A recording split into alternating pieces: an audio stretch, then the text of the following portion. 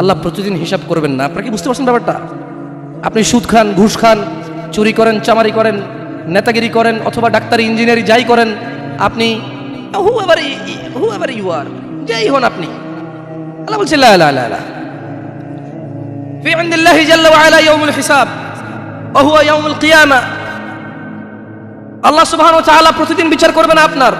আপনি মনে করছেন আপনি এখানে 5 ওয়াক্ত নামাজ চলে গেছে, আপনি পড়েননি, অথচ আপনি জীবিত নিঃশ্বাস নিচ্ছেন, আপনি সুস্থ, আপনি হাঁটছেন, আপনি 8-10টা যুবকের চাইতে ভালো ইনকামও করেন। That doesn't mean Allah loves you. এর মানে এই নয় যে আল্লাহ আপনাকে ভালোবাসে। তিনি বলে দিয়েছেন ইন্না হাযিহি তাযকিরা, এইটা আমার পথ, কুরআনুল কারীম।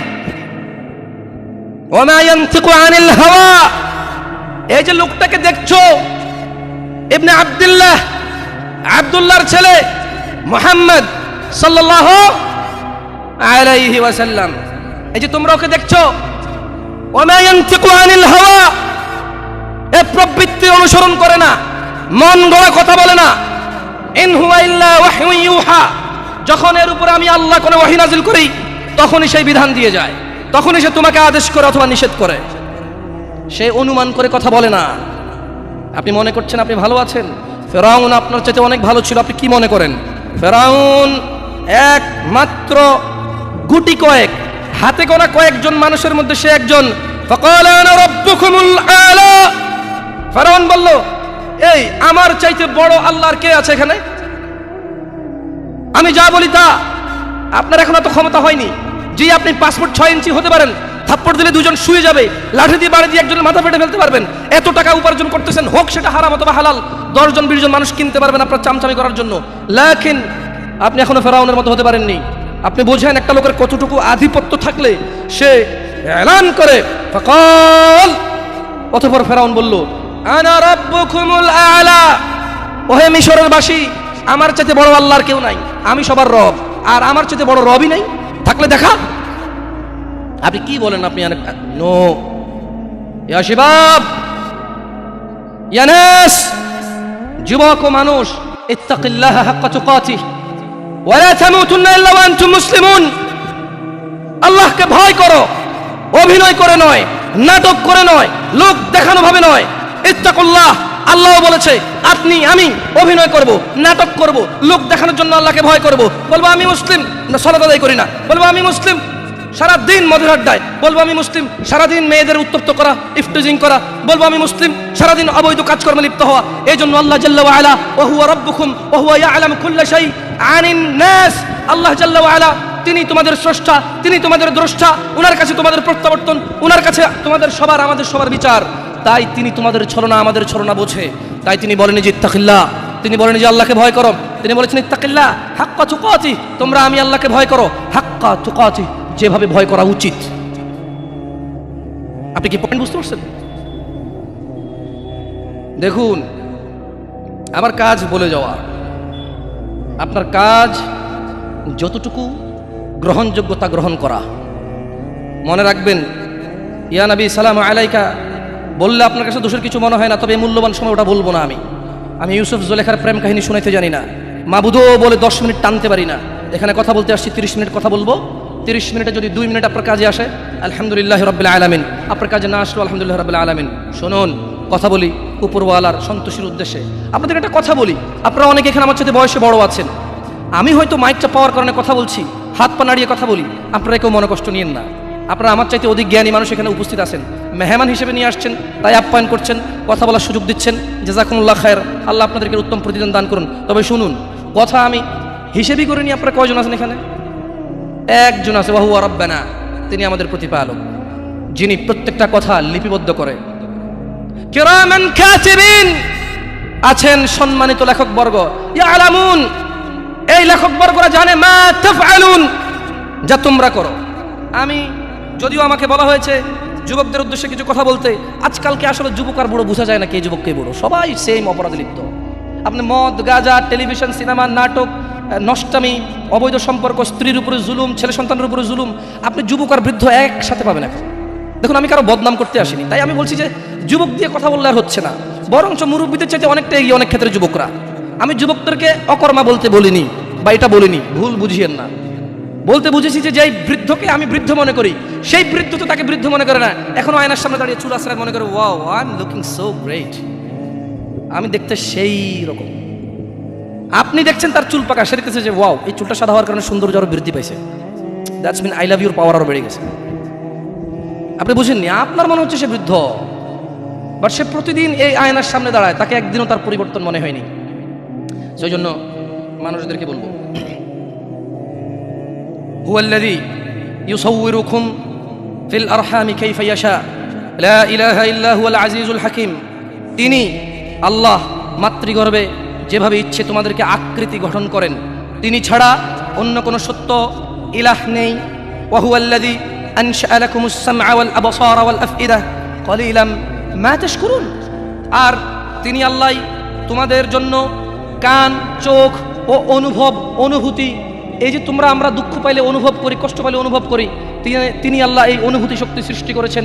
আর তিনি বলছেন যে আল্লাহ বলছেন আমরা মানুষরা নাকি খুবই অল্প কৃতজ্ঞতা প্রকাশ করি। ওয়া হুয়াল্লাযী যারাআকুম ফিল আরদি ওয়া ইলাইহি তুহশারুন। আর তিনি তোমাদেরকে জমিনে ছড়িয়ে ছিটিয়ে দিয়েছেন এবং আমরা সবাই আল্লাহর কাছে প্রত্যাবর্তন করব।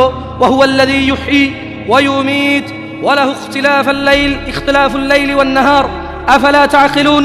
আর তিনি আল্লাহ জীবিত করেন এবং মৃত্যু দেন, আর আল্লাহর অধিকারে রাত ও দিনের পরিবর্তন, তবু কি তোমরা বুঝবে না?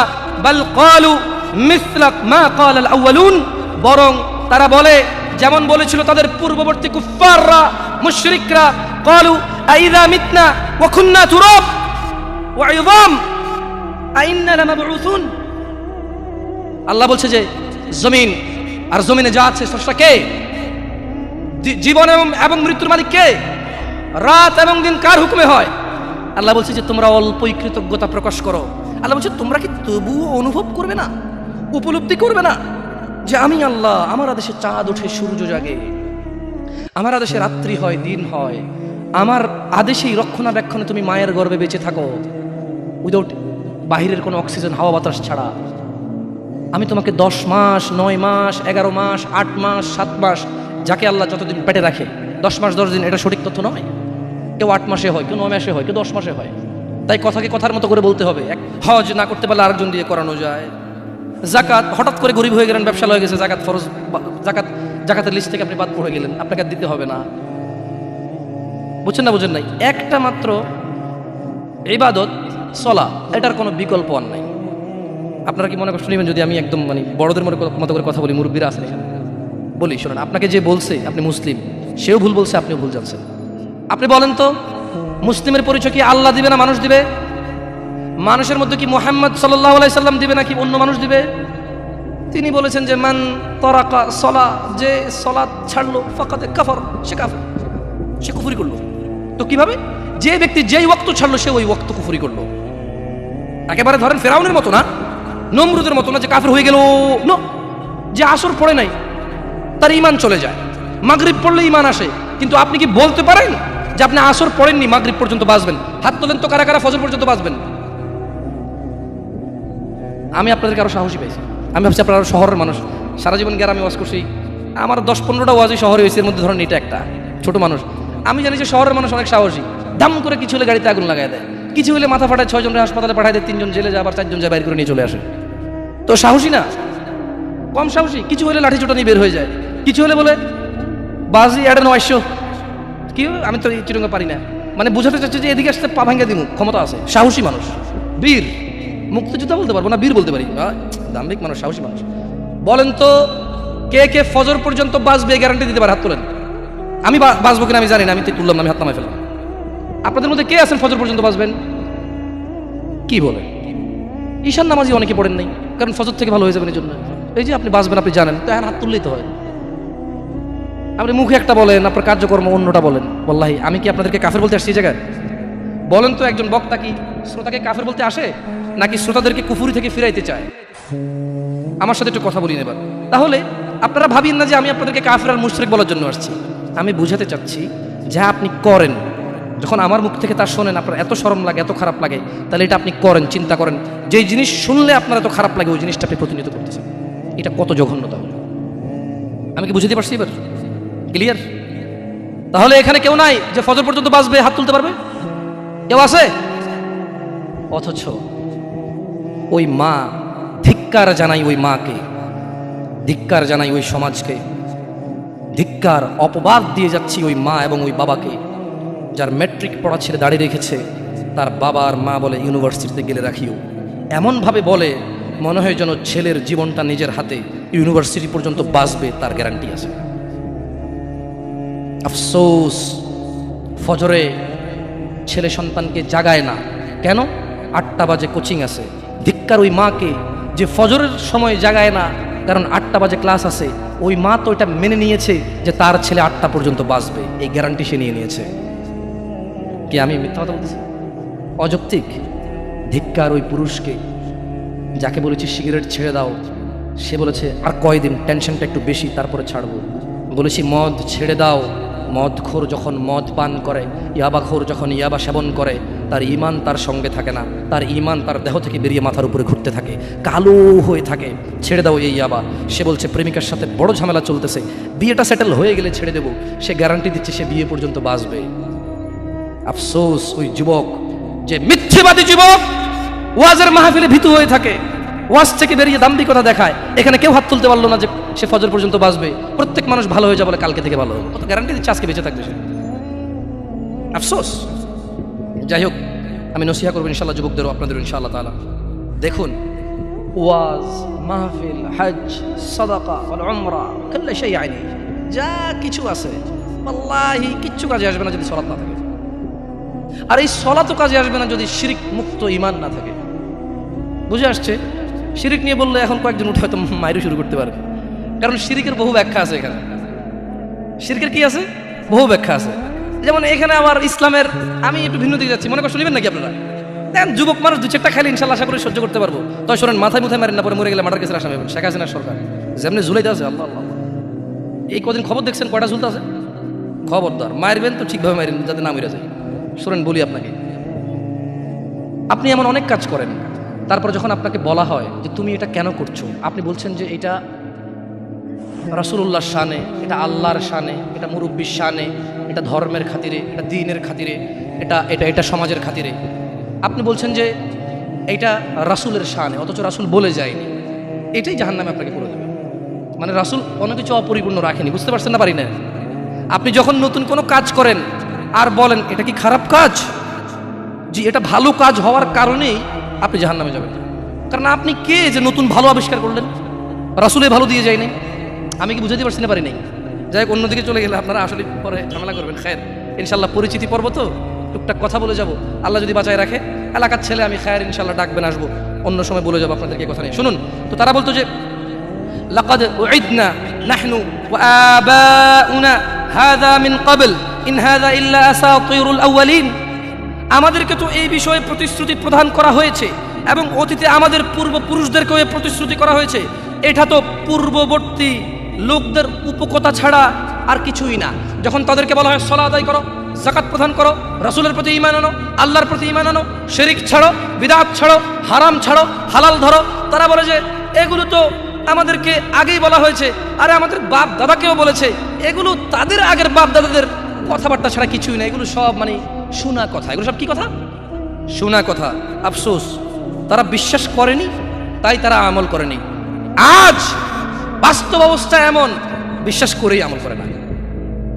ওয়াল্লাহি situation so different right now, because এই লোকটা বুঝে না, জানে না, আপনি তাকে শিখাইতে পারবেন। এই লোকটা বলছে যে জানি জানি, সব জানি, আসলে কি করবো বল, সবই জানি, আসলে মানা হয় না আর কি। ওর জন্য আর কোনো হিদায়তের রাস্তায় থাকে না।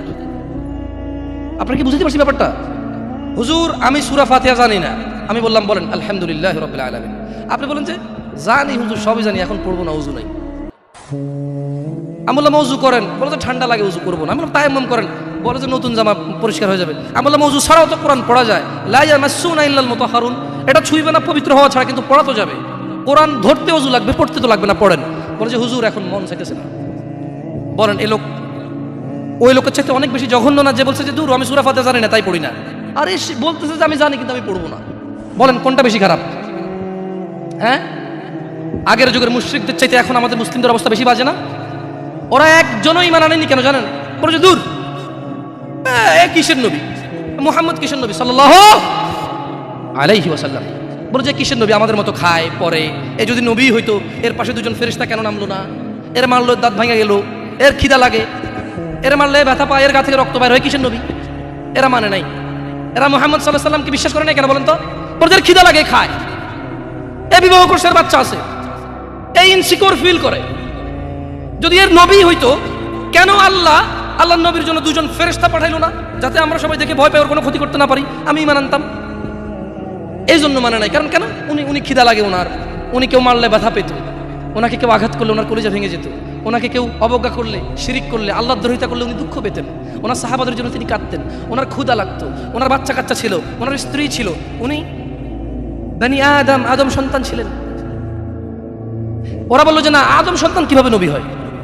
আপনি সূরা ফুরকান খোলেন, আপনি সূরা কি বলে আউযু বিল্লাহি মিনাশ শাইতানির রাজিম, সূরা কাহফ খোলেন, আপনি সূরা মাইদা খোলেন, আয়াতগুলো পাবেন। ওরা বললো যে no, this man could not be prophet. এই মানুষটা নবী হইতেই পারে না, কেন? সে আমাদের মতো খায়, ফিরে, চলাফেরা করে, বাজারে যায়, আসতেছে যাচ্ছে, বুঝে আসছে না, আসে নাই? হ্যাঁ, এই তোমরা মানে নাই। কিন্তু আফসোস, আজকে আমি আর আপনি বলছি যে আমরা রাসূলকে মানি।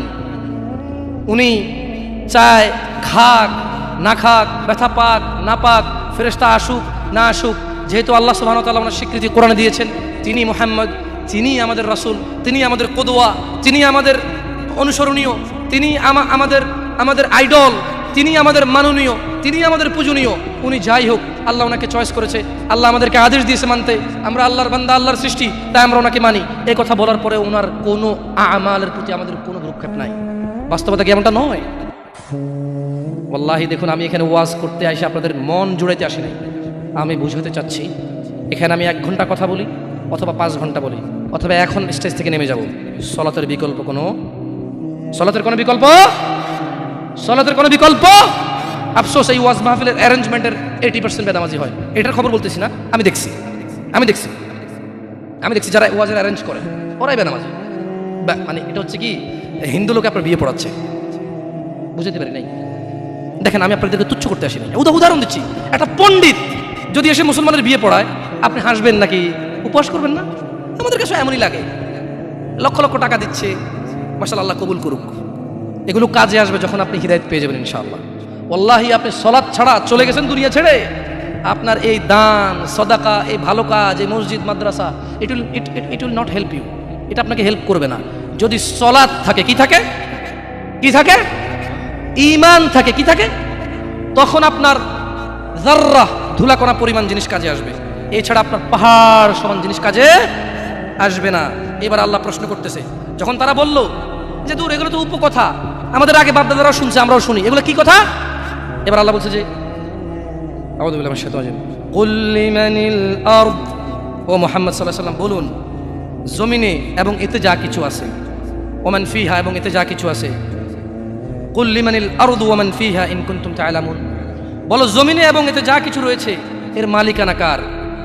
সায়াকুলুনা লিল্লাহ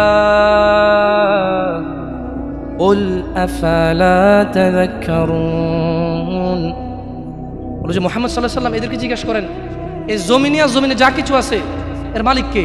এবার আল্লাহ নিজে স্বীকৃতি দিচ্ছে, সায়াকুলুন, এরা বলবে, লিল্লাহ, এগুলোর মালিক আল্লাহ।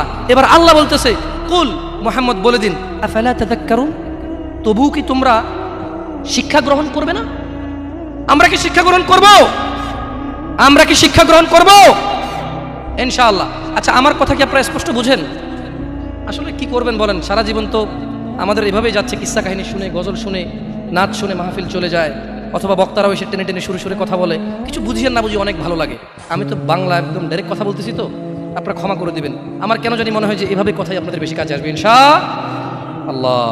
এবার আল্লাহ বলছে, কুল মান রাব্বুস সামাওয়াতিস সাব'i ওয়া রাব্বুল আরশিল আযীম, মুহাম্মদ সাল্লাল্লাহু আলাইহি ওয়াসাল্লাম বলুন, 7 আসমান ও মহা আরশের মালিক কে, প্রতিপালক কে?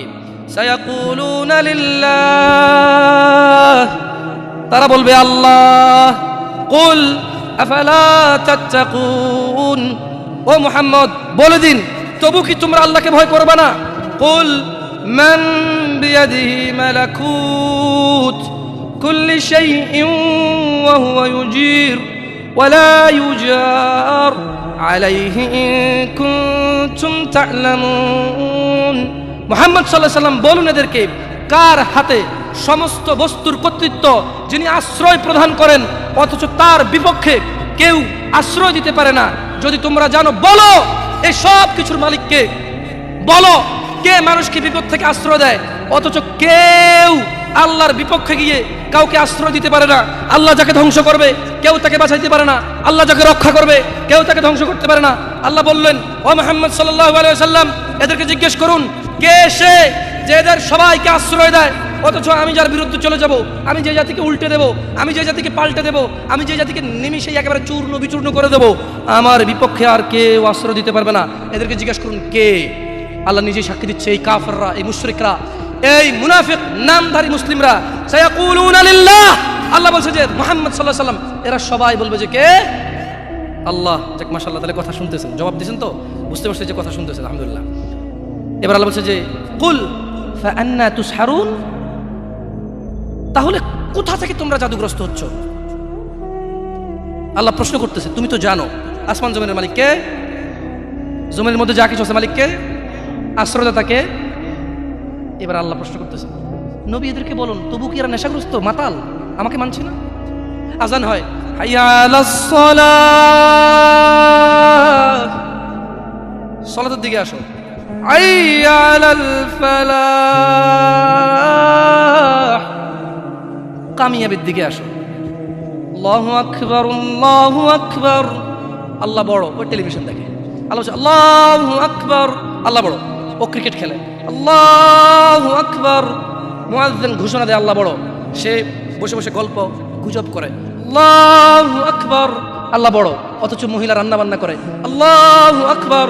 রিক্সা ড্রাইভার রিক্সা চালায়, আল্লাহু আকবার, আল্লাহ বড়। প্যাসেঞ্জার তার রিক্সায় বসা থাকে, আল্লাহু আকবার। বাসের ড্রাইভার পিশাব পায়খানা ধরলে দাঁড়ায়, আল্লাহু আকবার শব্দে দাঁড়ায় না। সিএনজি ড্রাইভার পিশাব পায়খানা ধরলে দাঁড়ায়, আল্লাহু আকবারে দাঁড়ায় না। আল্লাহ এটা বলতেছে যে কুল ফাআন্না তুসহারুন, তবু কি তোমরা মাতাল হয়ে থাকবা? আহা, কি জবাব দিবেন আল্লাহকে? ভাই ভাই কি জবাব দিবেন বলেন? দাঁড়িয়ে চিসে ফেলতেছেন, টাকুর নিচে কাপড় পরতেছেন, এক ওয়াক্ত নামাজের ধার ধারতেছেন না, অন্যের মেয়েকে ফুসলিয়ে ফাসলিয়ে কোর্ট ম্যারেজ করে ফেলতেছেন, একটা পারিবারিক ফিতনা ফাসাদের মধ্যে জড়িয়ে যাচ্ছেন, একটা সামাজিক ফিতনা ফাসাদের মধ্যে জড়িয়ে যাচ্ছেন। এরপরে দুঃখ পেয়ে অমুক মেয়েকে 4 জনে মিলে প্রপোজ করে, তারপরে দুঃখ পেয়ে 2 জনে মদ খায়, 3 জনে গাঁজা খায়, 4 জনে আত্মহত্যা করতে যায়। 3 জনের বাঁচানো যায়, একটা আত্মহত্যা তো করে না, কিন্তু জীবন শেষ। পরীক্ষার সময় পড়েনি, ক্লাসের সময় ক্লাসে যায়নি, মাদ্রাসার সময় মাদ্রাসা যায়নি, সলাতের সময় মসজিদে আসেনি, এইভাবে তার জীবন যৌবন সব শেষ করে দেয়।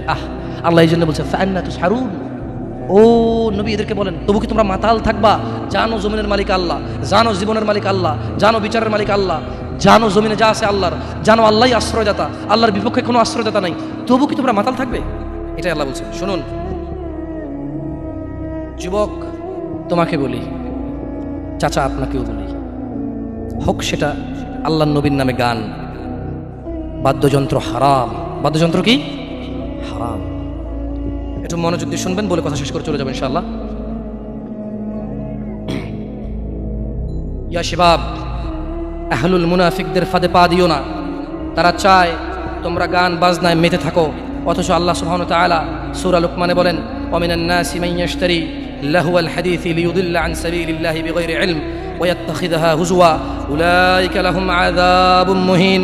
আর মানুষদের মধ্যে কেউ কেউ আল্লাহর পথ থেকে বিচ্যুত করার জন্য অসার অপ্রয়োজনীয় গান বাজনা কিনে নেয় তাদের জ্ঞান ছাড়াই, এবং আল্লাহর দেখানো পথ নিয়ে ঠাট্টা বিদ্রুপ করে, তাদের জন্য রয়েছে অবমাননাকর শাস্তি। রাসূলুল্লাহ সাল্লাল্লাহু আলাইহি সাল্লাম বলেন, আমার উম্মতের কিছু লোক মদের নাম পাল্টিয়ে তা পান করবে, তাদের সামনে গায়িকারা বিভিন্ন বাদ্যযন্ত্র সহকারে গান করবে, আল্লাহ তাআলা তাদেরকে মাটির নিচে বিলীন করে দেবেন, আল্লাহ তাআলা তাদেরকে মাটি চাপা দিয়ে মেরে ফেলবেন, আল্লাহ তাআলা তাদেরকে ভূমিকম্পে একেবারে চূর্ণ বিচূর্ণ করে রেখে দেবেন, তাদেরকে বিলীন, তাদের খোঁজ খবর, তাদের অস্তিত্ব কেউ খুঁজে পাবে না, এবং কিছু লোকের আকৃতি আকার বিকৃতি নষ্ট করে দেবেন। রাসূলুল্লাহ সাল্লাল্লাহু আলাইহি ওয়াসাল্লাম বলেন, বানর শুকরের মতো পরিণত করে দেবেন। ইয়া শিবাব ইত্তাকিল্লাহ, আল্লাহকে ভয় করো তোমরা কখনোই গান বাজনায় মেতে থাকিও না। ইয়া শিবাব ইত্তাকিল্লাহ, গান বাজনা তোমার হৃদয়কে মেরে ফেলবে। চাচা, যতই আল্লাহর নবীর নামে গান হোক, যতই কোনো বাবার নামে গান হোক, যেই গানে বাদ্যযন্ত্র আছে, মনে রাখবেন ওই গান আপনার হৃদয়কে হত্যা করতে আসছে, ওই গান আপনাকে, ওই মিউজিক বাদ্যযন্ত্র আপনাকে জাহান্নামে নিতে আসছে। শুনুন, আপনার হৃদয়ের খোরাক আল্লাহ সুবহানাহু ওয়া তাআলা সূরা আনফালে বলছেন, আউযু বিল্লাহি মিনাশ শাইতানির রাজীম, আউযু বিল্লাহি মিনাশ শাইতানির রাজীম, বিসমিল্লাহির রহমানির রহিম। ইন্নামাল মুমিনুনা আল্লাযীনা ইযা যুকিরাল্লাহ ওয়াজিলাত কুলুবুহুম, ওয়াজিলাত কুলুবুহুম ইযা যুকিরাল্লাহ, ইযা যুকিরাল্লাহ ওয়াজিলাত কুলুবুহুম ইযা যুকিরাল্লাহ। নিশ্চয় যারা আল্লাহর প্রতি ঈমান এনেছে, ইযা যুকিরাল্লাহ, তাদের সামনে যখন আল্লাহর নাম নেওয়া হয়, ওয়াজিলাত কুলুবুহুম, তাদের হৃদয় শান্তি খুঁজে পায়। ওয়াইযা তুলিয়াত আলাইহিম আয়াতুহু যাদাতহুম ঈমানা ওয়া আলা রাব্বিহিম ইয়াতাওয়াক্কালুন। আর তাদের সামনে যখন আল্লাহর কোরআনের তেলাওয়াত করা হয়, তাদের ঈমান, তাদের আল্লাহ ভীরুতা, আল্লাহর উপর ভরসা, আল্লাহর অনুগত্য, হারাম হালালের বাদ বিচার, হারাম হালালের পার্থক্য তাদের বেড়ে যায়। কি শুনলে? কি শুনলে? কোরআন। আর যদি বাদ্যযন্ত্রের সাথে আপনারা একাকার হয়ে যান, আল্লাহ সুবহানাহু ওয়া তাআলা বলছে ভূগর্ভে মাটির নিচে বিলীন করে দেবে, চেহারা করে দেবে শুকর বানরের চাইতেও খারাপ। কারা কারা আছেন আজকে থেকে মিউজিক বন্ধ করবেন? হাত তুলিয়ে না, দরকার নাই। আমি কারো ওয়াদা নিতে আসি নাই। আমি কি চকিদার কারো? আপনি কার বান্দা? ক্ষমাকারী কে? গুনাহ দেওয়ার মালিক কে? জান্নাতের মালিক কে? জাহান্নামের মালিক কে? তো আমি তো আপনার গুনাহও দিতে পারবো না, আপনাকে নেকিও দিতে পারবো না। হাত তুলে লাভ আছে এখানে?